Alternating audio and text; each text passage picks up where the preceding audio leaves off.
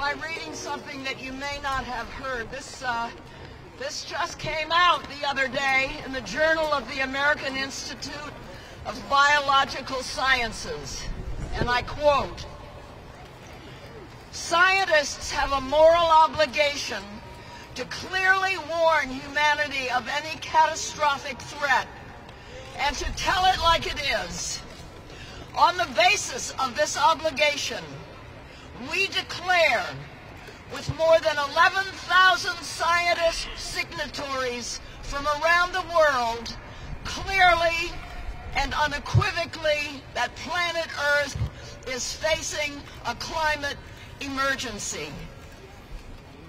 This is a climate emergency. That's why we are here, to join the student climate strikers in their efforts to rouse more and more people to the urgency of the climate crisis and the need for activism on an unprecedented scale. So thank you for being here. War, military, and climate change. And to start off, I want to introduce my old friend, the remarkable Phyllis Bennis. And it is that war for military power and oil which created ISIS. And ISIS, in turn, is bankrolled by fossil fuel. Climate crisis. The Iraq War was largely fought for fossil fuel, and it created ongoing social, political, and health instability. Trump says he wants to end the endless wars, but if they're about war, he has no intention. If they're about oil, he has no intention of ending them. He betrayed our Kurdish allies, leaving them vulnerable to Turkish attacks, even while he sent our troops back into Syria to protect oil. The climate, the environment, millions of people and species are being killed because of oil. And in case you didn't know, the Pentagon is the biggest institutional user of fossil fuel in the world. So please welcome Phyllis Bennis.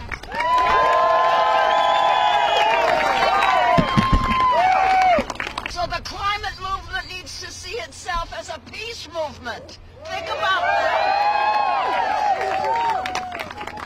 Freezing cold day.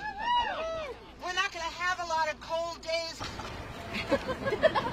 I'm going to introduce, if I can get this higher up, Ben Cohen and Jerry Greenfield, entrepreneurs, activists, philanthropists, and co-founders of the ice cream company Ben and Jerry.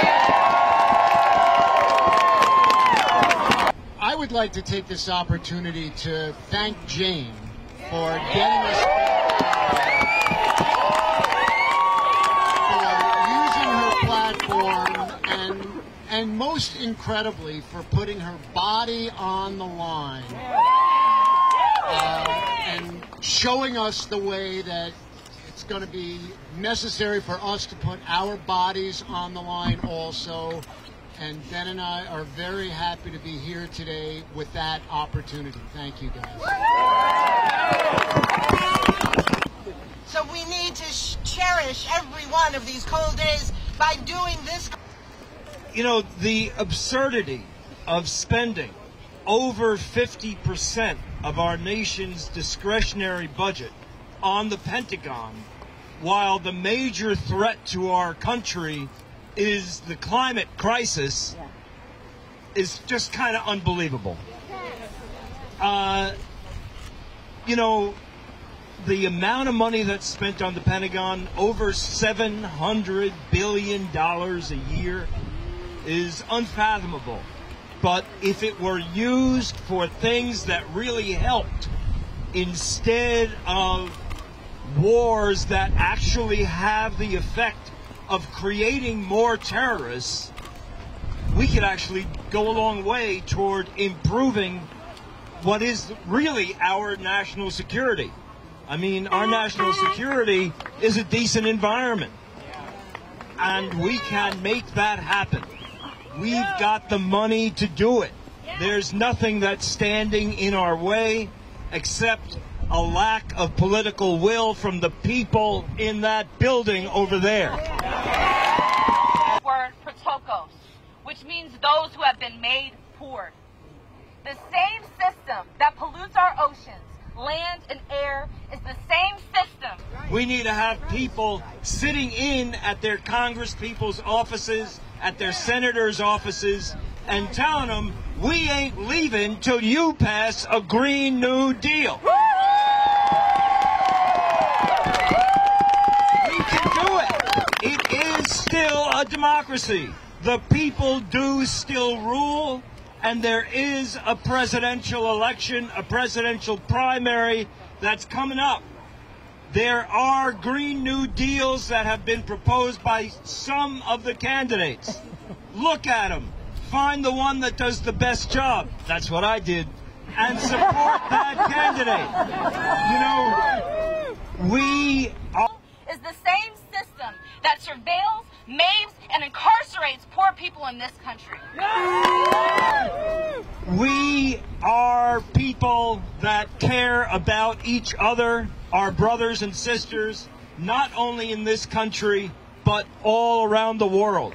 We have no interest in bombing and killing and drone striking other people like us that are just trying to live.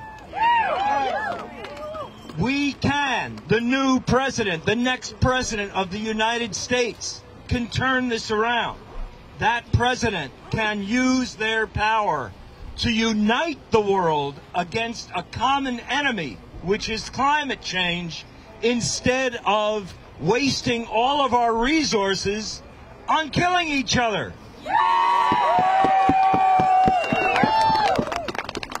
Peace and harmony.